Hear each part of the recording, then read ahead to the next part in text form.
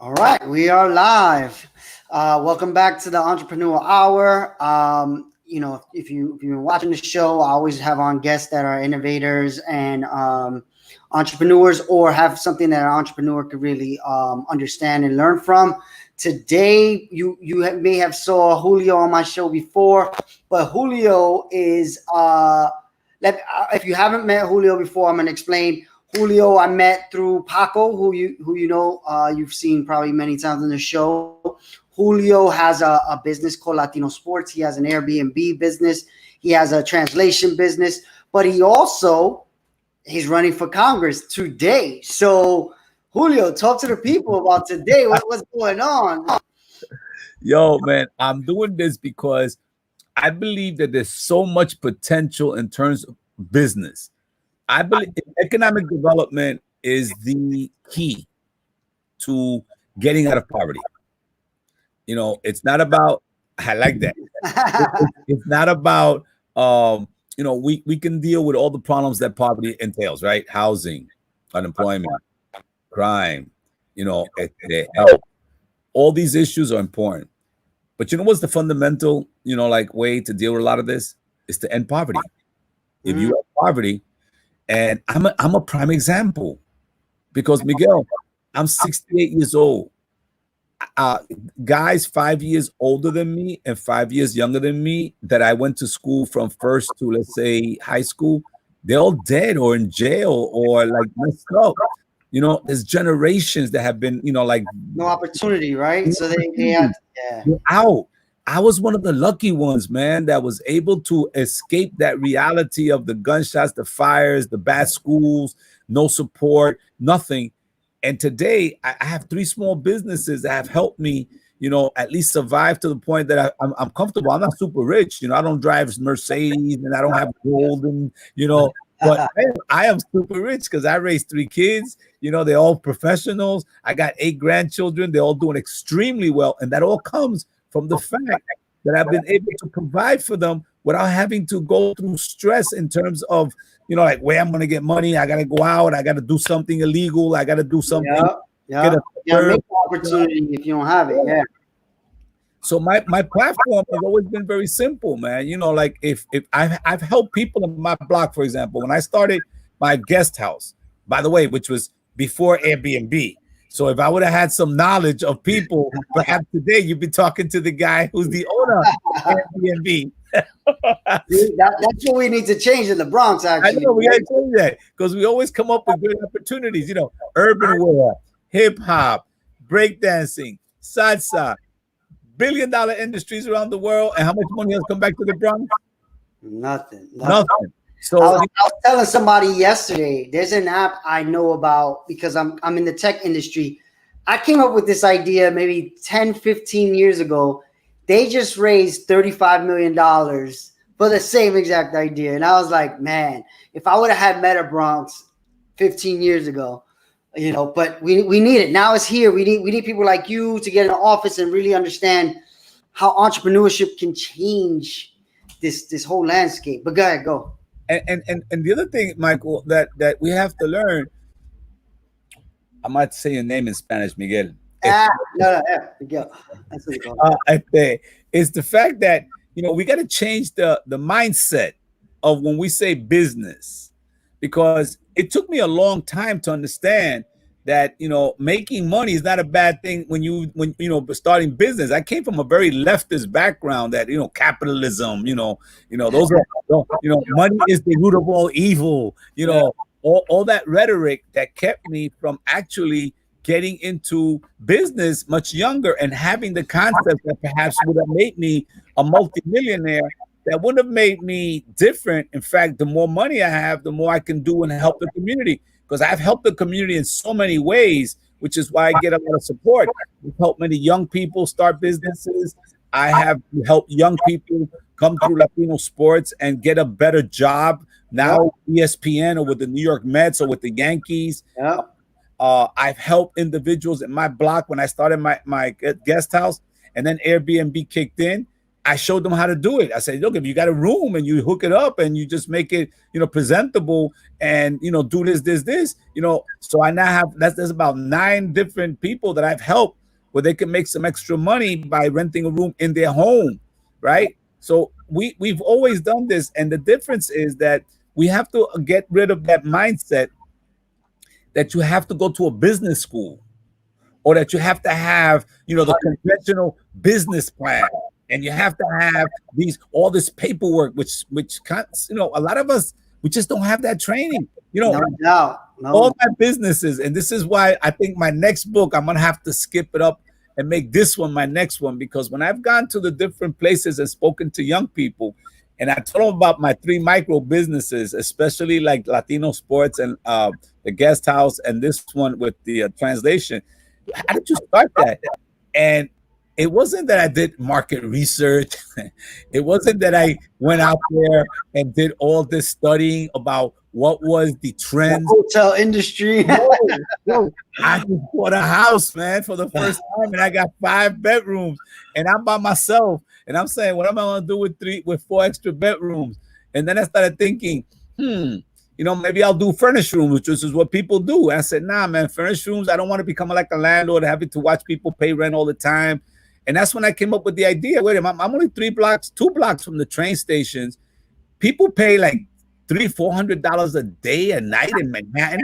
But that's only 20 minutes from my house. I said, what about if I just to take my house and turn it into a place where tourists will want to come, spend less than a third, because all they want to do is sleep. And then you do your own market research. How many times you stay in a hotel that was so expensive? And how many hours did you spend in the hotel? All you did was sleep. I know, you just sleep and leave. No doubt. So I put all those things together and I said, I'm going to try something. Let me tell you this, Miguel. When I told people that I was going to start a guest house, because at that time there was no Airbnb, so that the name didn't catch. It was like a guest house that I wanted to rent to tourists. Bro, this is real. Not one person told me that's a good idea. They all told me, "Yo, this is the typical response I got." I said, "Yo, I want to start. I think I'm a house, and I got these 5, bedrooms. I'm gonna sleep in one, but I think I want to convert it into a guest house so we can bring tourists." People say, "Are you crazy? In the South Bronx? Who the hell's gonna want to come to the South Bronx?" This was when still it was basically turning, right? And I said to people, in fact, I have one particular anecdote that I'll share with you because he's my friend and I love him, but I always say this. Wally Edgecombe was the director of the at the Arts and Cultural Center at Ostos Community College. All the concerts, everything I had to do was basically he was the guy. So I made an appointment to go see him. That's only 2 blocks away from my house. So I told Wally, I said, I just want you to know that 2 blocks from here, I am going to set up a guest house. Now, remember, when I'm talking about, there were no hotels in the South Bronx. No hotels. None. Okay? Wow. The closest hotel was you had to stay in Yonkers or in Manhattan. Okay? Wow. There was one guest house only, and that was in City Island. Okay? That was it. That's pretty far, too. Yeah.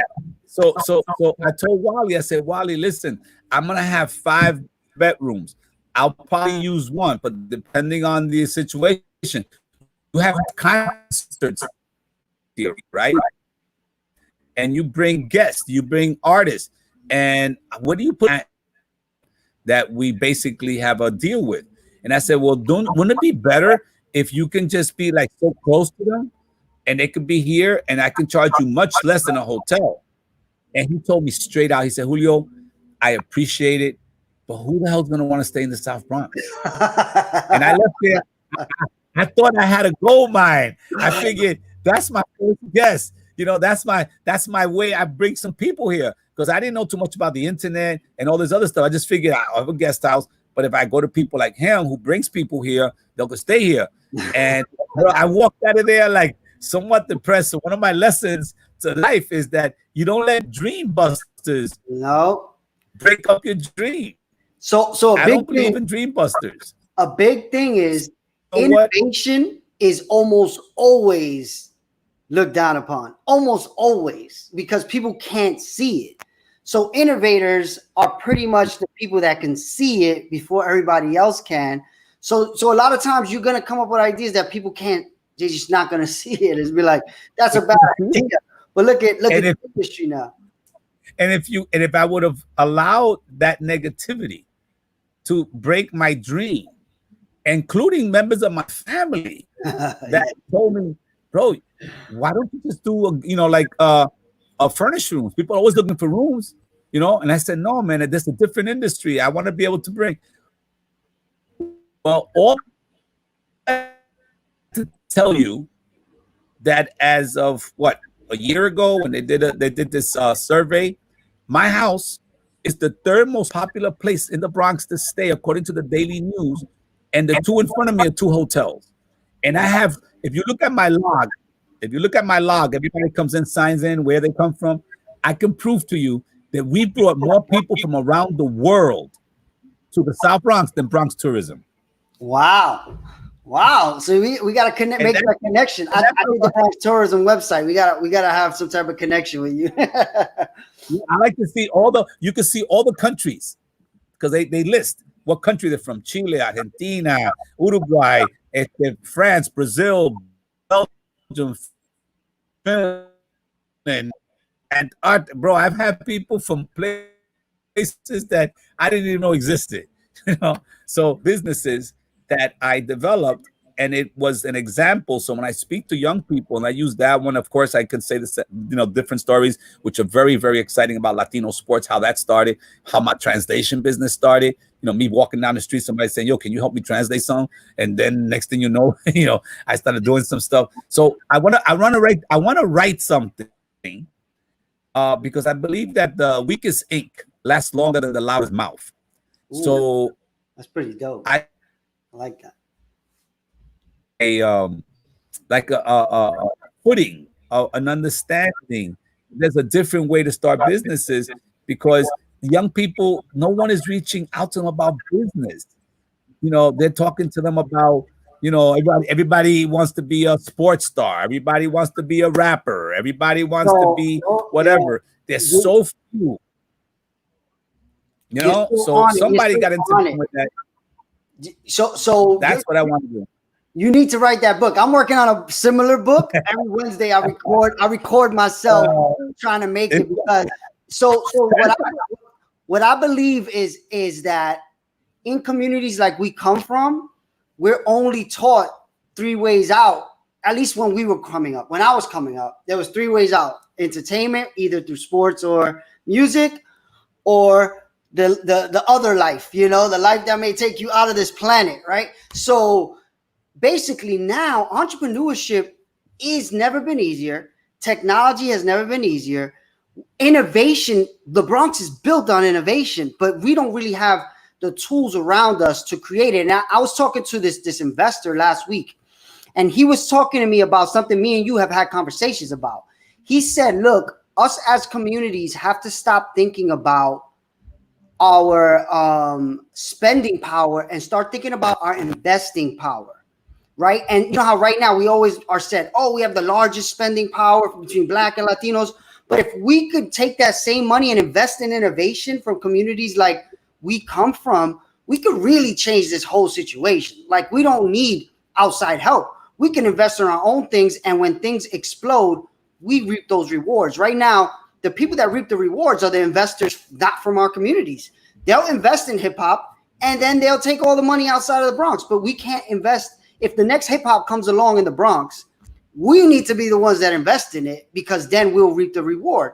So I'm all on that, about educating people on that innovation opportunity, and then having the growth of the whole amount of people invest in those ideas, because that's the only way we could change this.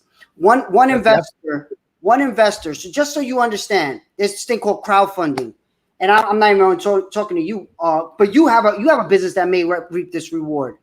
There's something called equity crowdfunding. I don't even know if we may have not even had this conversation. No. Obama changed the law called the Jobs Act. It's called the Jobs Act. It allows there's accredited investors and non-accredited investors.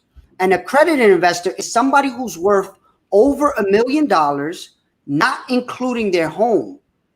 So think about how rich you have to be to have a net worth where your home is not included and you're still worth more than $1 million, right? So those are accredited investors. Those used to be the only people that can invest in an idea, right? Now, the Jobs Act allows anyone to. So you can invest $10 in a startup. So if you have a big network, you can get $250 from 10,000 people, and now you have some money to really work on your project. So part of what I'm talking about here is the innovation, and then that new law that can really change things. And I know I got you here today. You're running. I don't want to make it too much about business. Let's make it about business and politics. Because it is the same, and that's the problem. People don't see that. Listen, democracy. How can I say this in a quick way? There's really this fictitious understanding of democracy. I guarantee you that everybody that's in Congress, majority, they're all tied into some type of business. Why did we get into a war in Iraq? Because of the World Trade Center? No. Iraq had nothing to do with the World Trade Center. We destroyed the entire infrastructure, and then homies that were close to the president got the contracts to rebuild that infrastructure. And I said, wait a minute. And then homies who had contacts with the president were able to get, the oil refinery contacts, and then homies who were able to have investments in Westinghouse and in Hughes and in Arion and all these companies that make missiles and bombs and bullets. They all made money. It's all about money. It's a business. And they're all playing us like fiddles while they're talking in the billions of dollars, Miguel. We're trying to survive on a couple of hundred. You talking to me about a small investment of $10 to get into a business. Well, these suckers are talking about billions of dollars. Yeah. 60 cents of our federal tax dollars goes to a military industrial complex. Why do you think that's the case? Because they want to keep on telling us they're keeping us safe. Yo, you want to keep me safe? That's our main export. You want to keep us safe? Yo, close those thousands of bases, bring some of that money home, and perhaps we won't have so many of the disruptions that we're seeing throughout the country right now. I feel there's more threat to me and my children right here at home than from anybody coming in from the outside and trying to invade us. But yet we spend 60 cents of our dollar. 60 cents of our dollar goes to try to protect us from this Google from the outside. There's been more attacks on American citizens by any Al Qaeda or by any other so-called groups at the time. But they got us confused. They got us thinking that we have to continue to invest this way. There's not one sporting event that you don't see commercials about, the Army, the military, the Marines, the what, you got planes flying over, make you feel powerful when you hear those planes fly right over a stadium. You got a football, superstar that's supporting, this whole thing with the military. And it's all a business. It has nothing to do with freedom. It has nothing to do with democracy. So when you look at the fibers of democracy in this country, it's shocking because it's not really about democracy. It's about money. It's about money. When they pass a bill, right? Let's say that you want to pass a bill about XY, and everybody's all for passing the bill on XY, right? But you're a powerful congressman, and you want that bill you need his vote or her vote. So they'll say, okay, in that, I want you to add this, which has nothing to do with the bill. That's why those bills are like 900 pages, 1 1,000 pages. Yo, a bill is simple. How can we get healthcare for everybody? It should be like 3 pages. Everybody who needs healthcare should get healthcare. Period. No, but they put that. One They sentence. stop putting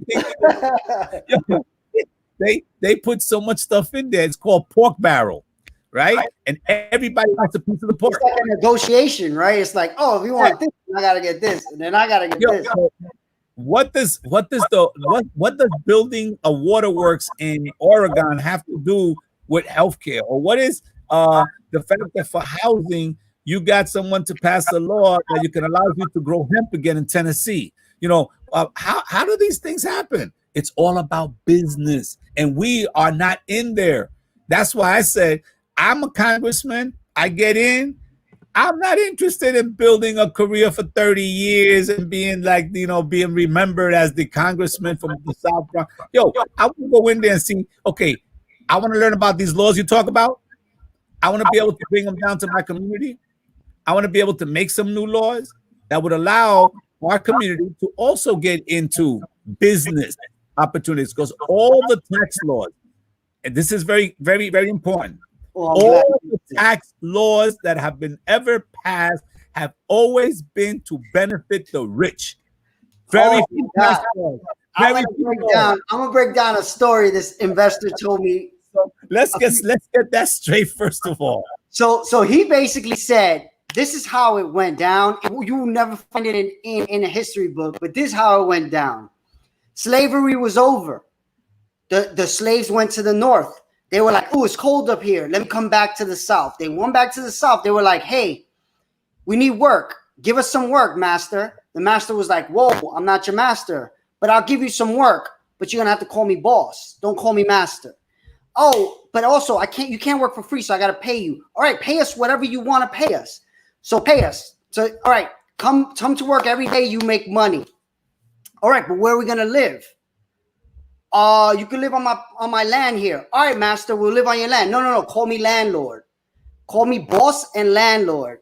Then, I have a great idea where we can make some more money off the other people around that are around us, so we can make some business. All right, master, give me the money. No, don't call me master. Call me your investor. And then so when you look at the top 3 the top 3 tax beneficial careers, it's landlord, business owner, and investor. If you look at what is the best thing to be when it comes to taxes, it's all the things the slave masters became, and that we are in that model, not even knowing it, and like you said, the business, we're like left out of business, especially when it comes to this future of business, right? Like right now, we're seeing a shift in innovative businesses. Look at what you mentioned, Airbnb. Airbnb is a technology company that disrupted hotels, right? They are going to knock out hotels possibly, right? Uber, all these different companies are coming around, and it's innovation that's going to knock out the jobs. Who's running those companies? Who's invested in those companies? It's not people like me and you. So if we don't start like being in that world and investing in our own innovations, I don't know how we come back from it, because the innovation is eliminating jobs. And that's why it's so important with the work that you're doing, Miguel, in terms of getting young people to understand this. Because seriously, if I was able to have a little bit more of the knowledge of, if it wasn't for the internet, if it wasn't for technology, my guest house would not be known. I get more people from around the world than I get from here in New York. Of course. That can only happen because of the internet. The plans that I have for Latino sports, if I can't go to the corner and start selling apparel or whatever, or the store I had on 143rd Street, I was able to have customers from around the neighborhood. But if you want to become rich, if you want to have more resources, I have plans of having warehouse here in the South Bronx, things manufactured here, and I employ young people here because people are going to want something that was made in the South Bronx with love, my apparel, right? And I didn't have the resources. I didn't have the understanding of how you can use technology, what you can do it beyond email or sending out a little ad that you have a guest house. We never had that connection. And that's why this is so important, because you're absolutely right. The new technology It can level the playing field, but it's not going to level it just because of rhetoric, just because of saying, "Oh well," because now I have a smartphone that could do what a computer used to do 20 years ago. But all I'm using this for is to, like, put my picture up, Yeah, and that's not true. Exactly. You can't create on that device as much. You can.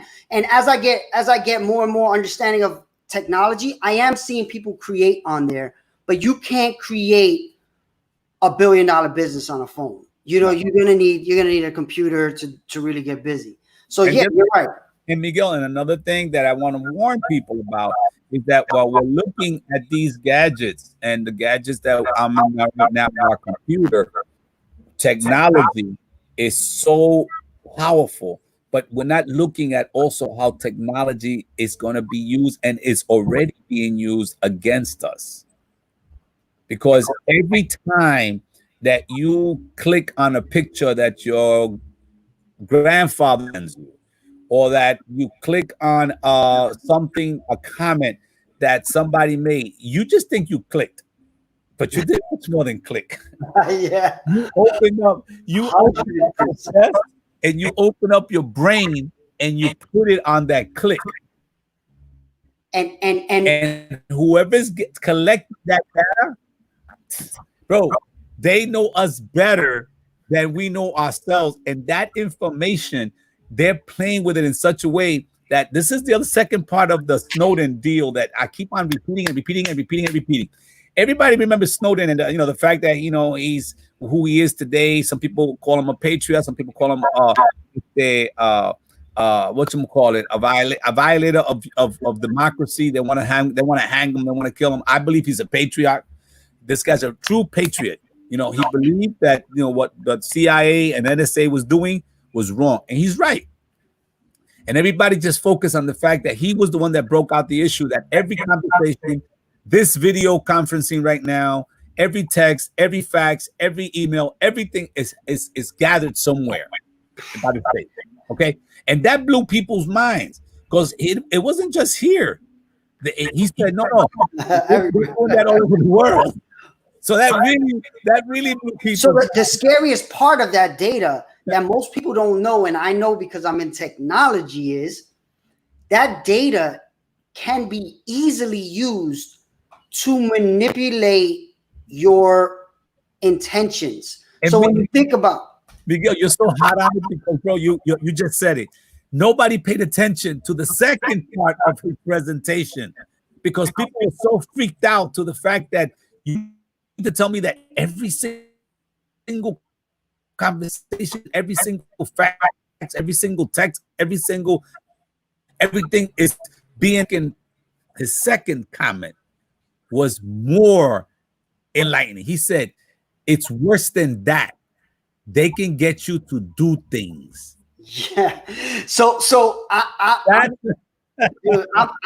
am like all about AI, right? And I think it's the future. But I've been listening to this book that basically is talking about how it is already being used to manipulate our minds, right? And it talks about like a tiger, for instance, right? A tiger is much stronger than a human being, but we control tigers, right? We through our minds can control a tiger. So imagine, and I don't mean by like, force, we put things in place, cages and environments, and we control them.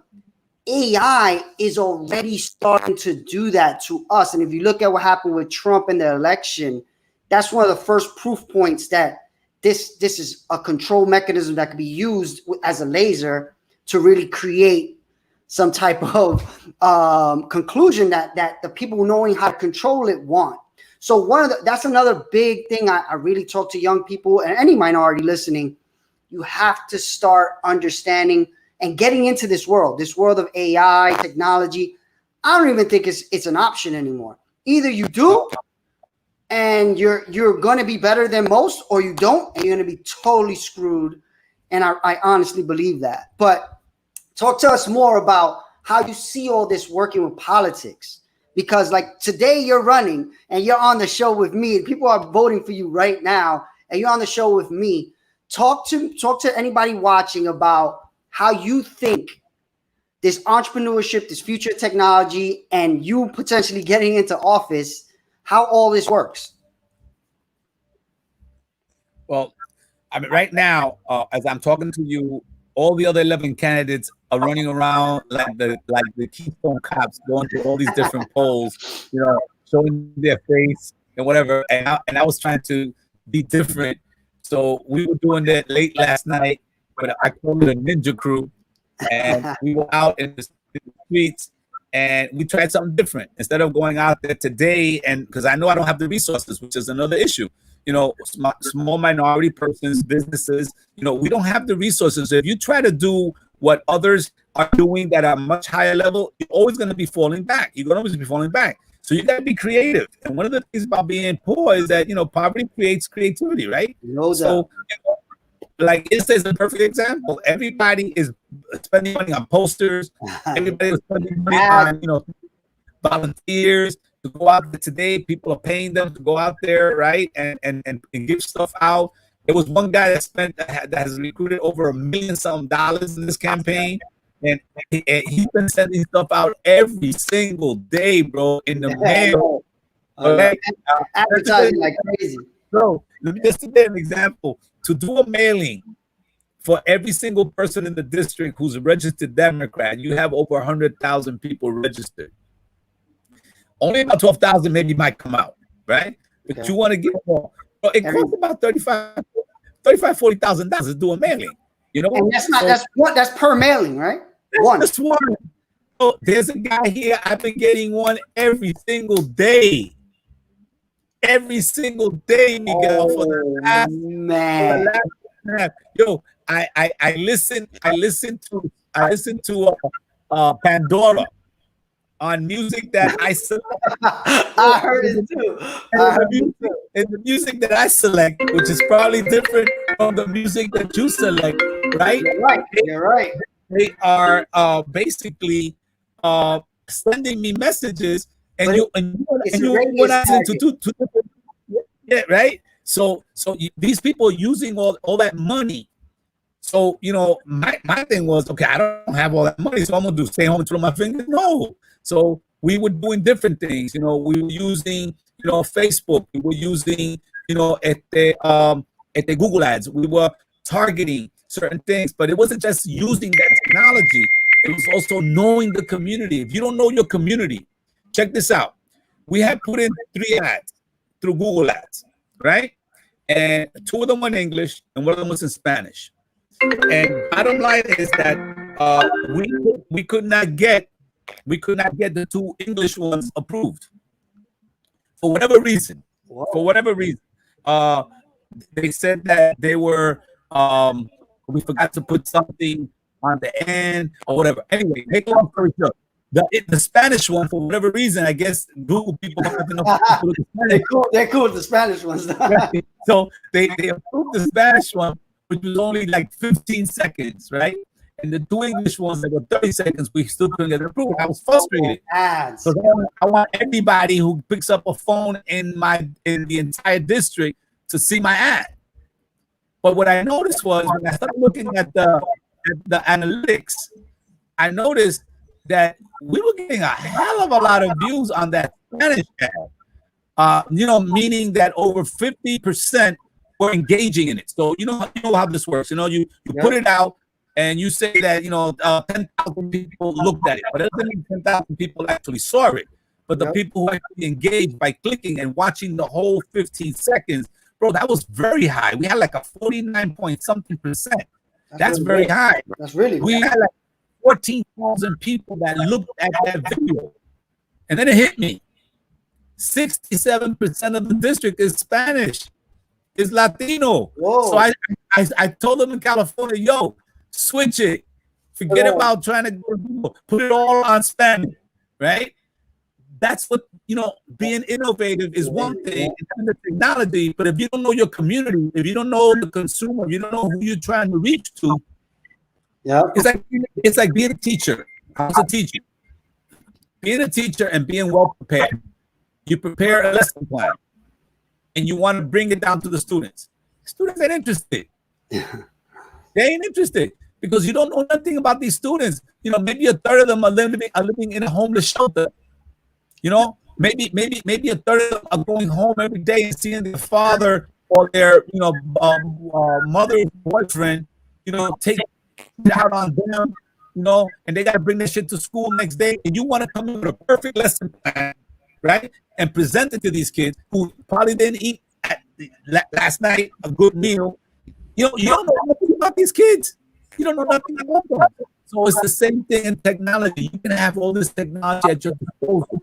So one of the things that I've been proposing about going to Congress is we got to change it at the top.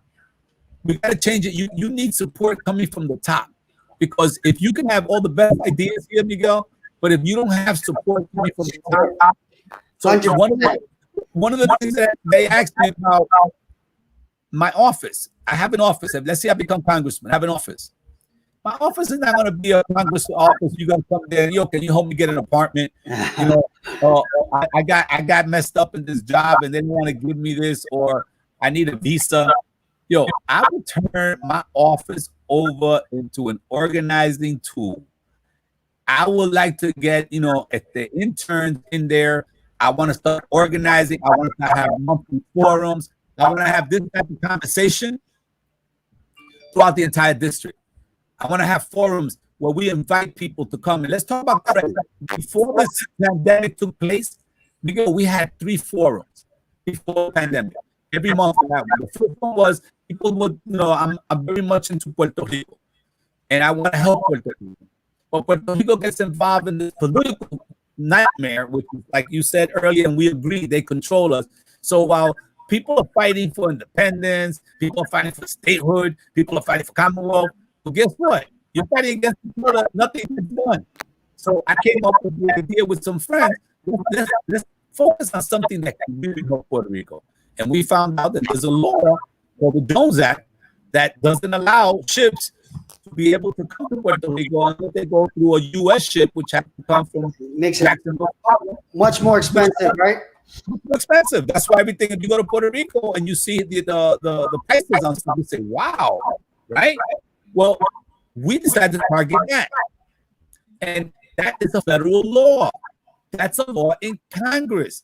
So instead of, spending all my time going to all these demonstrations and say, Viva Puerto Rico Libre, down imperialism, let's end colonialism. I was doing that shit when I was 16 years old, bro. And I still see it. And you know what? I support these young people who are doing that because I'd rather have it.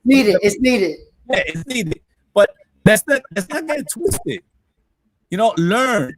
But unfortunately, other than guys like you who don't mind talking to another guy like me, most people think that we have expiration dates. People think that, we're expired. Nobody wants to talk to us. It's not like other cultures that they understand that the wisdom of the seniors, what has helped me get to where I'm at, is because I spend more time with people older than me than with people younger than me my age. Me too. That's what if it wasn't that, I would not be where I'm at. So my job prior to this was that we had that forum on the Jones Act, and it was very interesting. People really learned a lot. We then had a forum on credit. People, you say credit, but, we might not have equity. We might not have property. We might not have money in the bank. But you know what we all got? We all have credit. How can we use credit to our advantage? Can credit be used to our advantage? Yeah, it could, but you have to learn how to use it.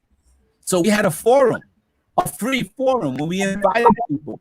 And we had about 19, 20 people, and a few of them were young, and they got a lot out of it. We taught people how to use credit to your advantage, where you can be able to get equity based on credit. Then we had another forum on investing. That, you put money in the bank, you get less than 0.3%. Yeah, exactly. Hold that money, and maybe you could put it in some type of stock or in some type of startup or something, or for yourself. And we just opened up that idea. Those forums were 3 that we had. Then the COVID-19 hit, and we had to stop them.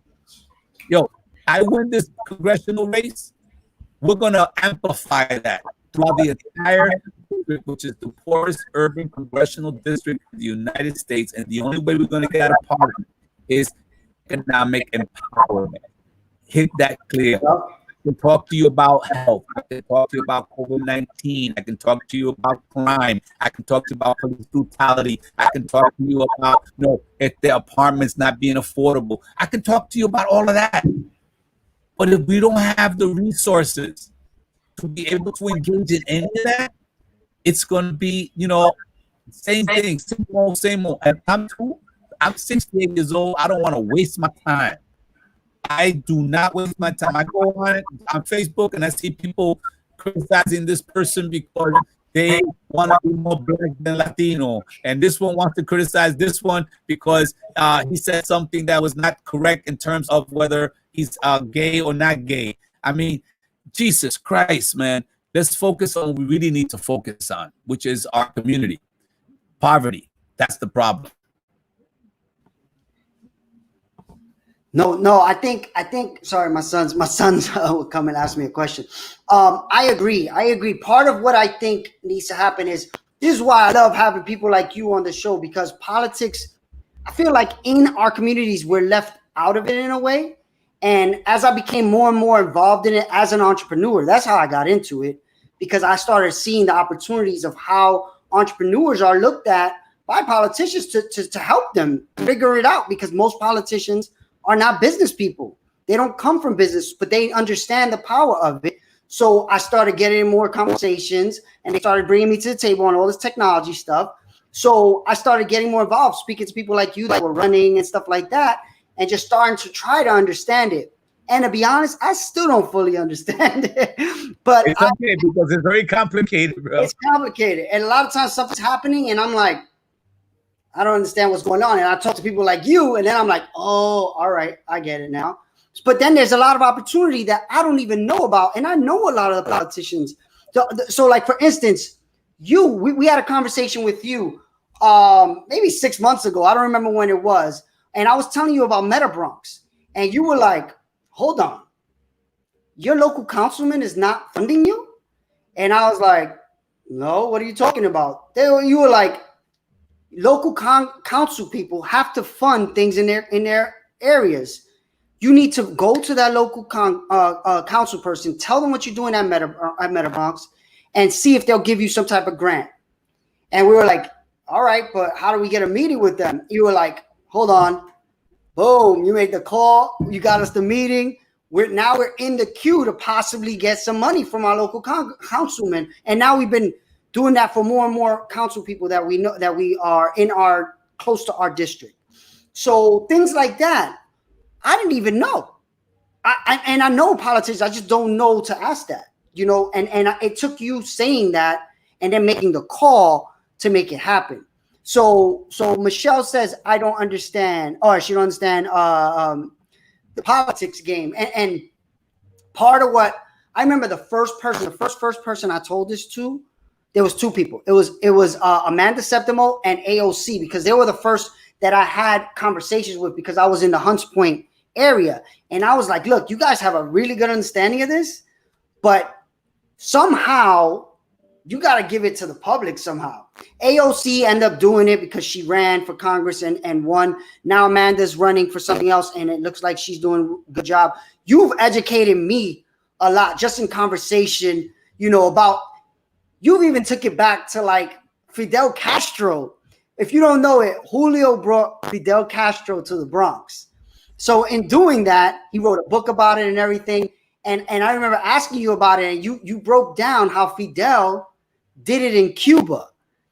And I don't know if this is a good time to talk about that, but that was a really cool story that you told me. And it basically broke down how you were trying to do your campaign, right? And I don't know if it's something you want to get into now, but I think it was awesome to hear. Well, the bottom line is this, that, we touch on a lot of those issues. And the bottom line is, like, for example, yesterday and for the last 3 or 4 days, I was out in the streets with my wife and some young volunteers. Youngest one, 22 years old, just out of college. and it's almost like a training, because you can talk about the community, but if you don't know the community, and again, I go back with knowledge. If you don't, it's like, like in computer language, a get-go, garbage in, garbage out. Yep. Okay, so the majority of our elected officials have garbage in. Yeah. It's garbage in. They talk about the community, they say about the community, but they don't really understand the community. There's two communities here, bro. There's a community that you can talk, you can come out at 9 to 5 and walk 138th Street. And then you can come here at 1 o'clock in the morning and walk by Cypress. I thought many of them would do that. We did. Come at 1:30 in the morning and walk by Davidson.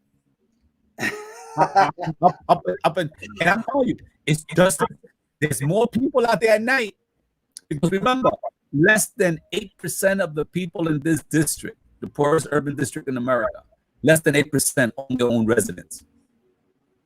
They don't have, like me, a backyard. A lot of them don't have a balcony to get some fresh air.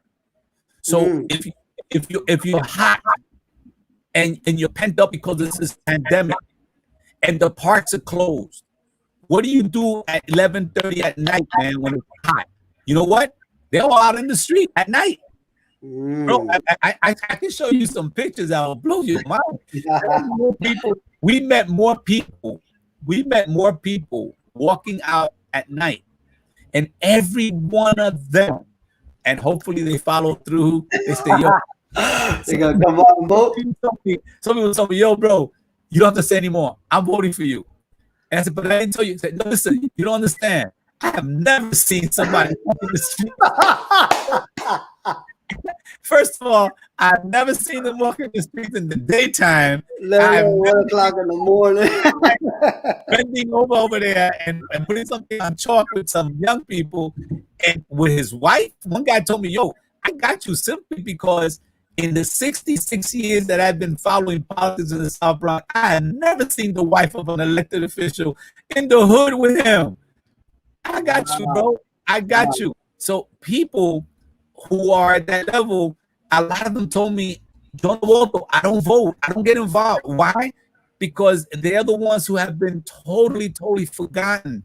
They told me the same thing. Oh, la gente viene aquí y se ponen a hablar. They come to talk. They make all these promises. They come here, and then you don't ever see them again. The argument to that was very simple. I said, yo estoy de acuerdo contigo. I agree with you. That's why I'm doing this. I said, listen, I'm 68 years old.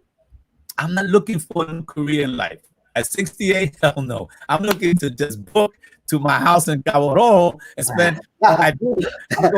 Go to PR. Four times a year, bro. I go to Puerto Rico, right? And because of my relationship with Cuba, I go there at least maybe once a year, right? And I got some friends in Mexico that I like to go visit them at least every other year. So at 68 years old with 8 grandchildren and 1 great grandchild and a beautiful wife that we love to just enjoy people that. ¿Por qué tú te metes en esto? I said, ¿sabes por qué? Because I lived in the South Bronx all my life. I have not moved. I moved around a lot, but I still live here. And one of the last things that I want to do is I want to be able to break that ceiling. I want to be able to go to Congress and show, first of all, you don't need $1 million to run. The people who are giving you $1 million, they're going to want something in return. And you know what? That's what I see. That's what I see. Like, you kind of, this is what I see as just, I've been involved maybe 5 years or so seeing stuff. I'm not like super involved, but I see a lot of things, right? The money is for favors, sure. And sometimes the favors are not like, you know, we want to bring a jail to the Bronx. Sometimes it is that, right? But I think most people that go in, they have good intentions, but somehow that system, who said it? It might have been you. Yes. Once you get to the swamp, it like, I said it. Yeah. Well, they drink the Kool-Aid. They drink the Kool-Aid, man. You know, the fact is that when you get into this, first of all, people should know I worked in the system, okay? I worked for the second most powerful person in New York City, which was then the city council president, and his kitchen staff was all white. I was the only Latino, the only person of color, with another African American, Randy Daniels, who then later on became the Secretary of State for New York. We were the only two people of color. That game that's being played at the high level, we're not in it. We're not in it. And if you're not at the banquet table, then you become part of the meal. You become the ones that they're eating you're up. at the table, you're on the menu, 100%. So bottom line is that I believe that this late stage of my life, what I wanted to do and what I want to do, and this is what people in the streets were telling me, yo no iba a votar, pero voy a votar por ti. I wasn't gonna vote, but you know what? I'm gonna give you my vote. So hopefully a lot of people did, because the bottom line is that, I was trying to explain to them that if you're not interested in a career, then maybe I can go in there and say and do all the things that need to be said and done. Some of this conversation that we're having, and I know people are going to be talking about this at some higher levels. They'll be finding some nice ways to find, ways to go around, the fact of the tax laws here, or the fact about this. No, you got to be straight with people. You got to let them know. Like the South Bronx, there's no reason in America, the most richest country on earth, to have what we have here in the South Bronx. And when people talk about poverty, please understand me. It's not the poverty. You can read it. You can bullet point it. But that's nothing compared when you walk the streets here and you see it, when you smell it, when you feel it.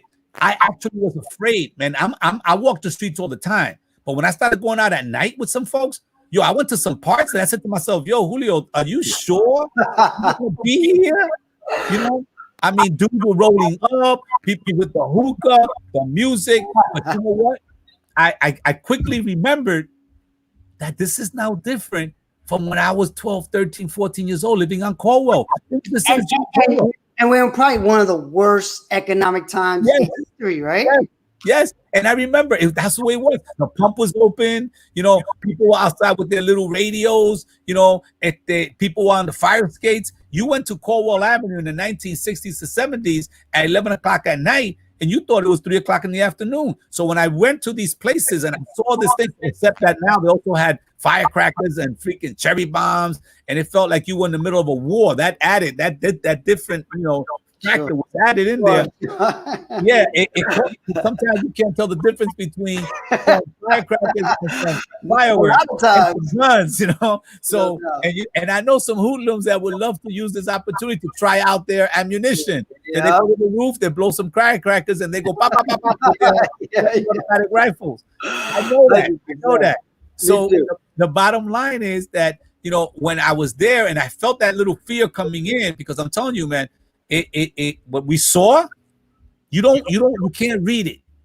You can't hear it. It's not. It's the statistic doesn't give you that feeling. We saw it, and it's happening every day. That's the big difference. If you don't have that understanding, if you don't have that in your mind and in your heart, you can't have the passion to be able to go to somewhere like Congress and talk about it. Look, I love AOC. I support her for everything she does. But the bottom line, that first tax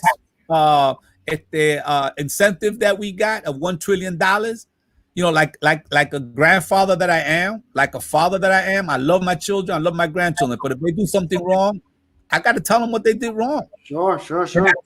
I told her, listen, the fact that you voted for that, it meant that you didn't read it. Because if you would have read those 905 pages, and I know it's a lot, but you got staff. You can tell people, yo, read this. Miguel, this is about entrepreneurship. Can you read this and let me know what you think? This one, can you read this and let me know? You got the resource. How many pages? Because I'm not reading 900 pages. you read this one chapter, 20 pages, right? And if you would have read that, you would have noticed that the loopholes in there we're going to do exactly what happened. 800 billion went to the super wealthy, 19 billion went to the wealthy, and less than 1 billion trickled down to us with one check for $1,200 and an extension on unemployment. You know how much it cost to buy a slave in the 1700s? $1,200. Wow. $1,200. I've never seen that. I remember seeing you post that. That's crazy. $1,200 to buy a slave in the 1700s, and you gave us that thinking that we were going to be able to. And countries that are poorer, than the United States, are giving their workers something every month. They're giving some. You get COVID-19, you get tested for free, but you now have to be hospitalized. Who's paying for it? That's on you. I mean, oh man, country on earth, give me a break. I'm sorry, but I get passionate about this. I know. We got 5 minutes left. Bro, I am going to rock that place up, bro. Beyond AOC, beyond Omar. No doubt. And we got 5 minutes. So I just want to, because I know I've had conversations with her, same like you. I don't think she would want that, but I just think if you're in that position, you might be forced to because there's no other option. I don't know how it works, but I can't imagine that she would be okay with that. You both know her, but I think you kind of put in a position where it's like all or nothing because of the way it's all set up. So that's the only thing I could be thinking is why I say when you get in there, is it that they put you in this cage that controls you like a lion, where it's like, yo, I can't do what I'm built to do because it's not a system. And if you're interested if you're genuinely interested in being a young person to help and do in your right mind, you think you're doing the right thing. But in the way you're doing it, it's not the right thing because you have to challenge it. You have to rock that boat. And this is why I'm different, because I'm not interested in a career in politics. So I can go in there and I can rock the boat. I can support her. Because I'll rock the boat. I'll say the stuff that she can't say. I'll say the stuff that the others progressive. That's why I say that I'm no longer one. I don't consider myself a progressive. Because if progressives are yesterday's liberals, and yesterday's liberals were then the conservatives. And you know what? The way I see things happening in this country, people like her and others, they're going to be able to be part of the system after a while in a different way. But it's still not going to be able to do the things that we need to do because you have to challenge the big things. It's not the little things. If we just start chipping away at the little things, okay, we're going to see a little bit of a difference here and there. But Miguel, we don't need that. The situation in this community, the poorest congressional urban district in the United States, cannot be about chipping away. You got to go in there and you got to blast away.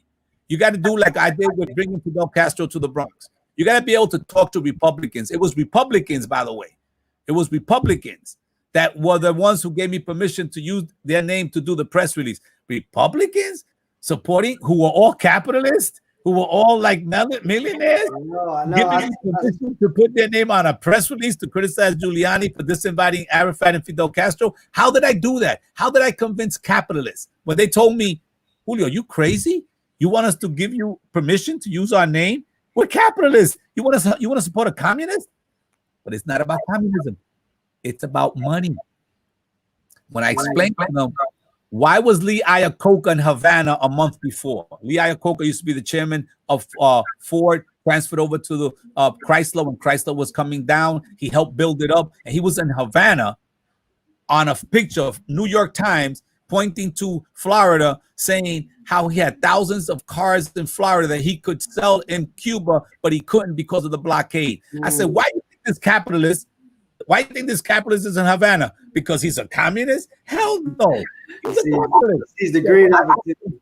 And that's what the tactics that I know how to use. That a lot of these people like Omar, and AOC, they just don't have that.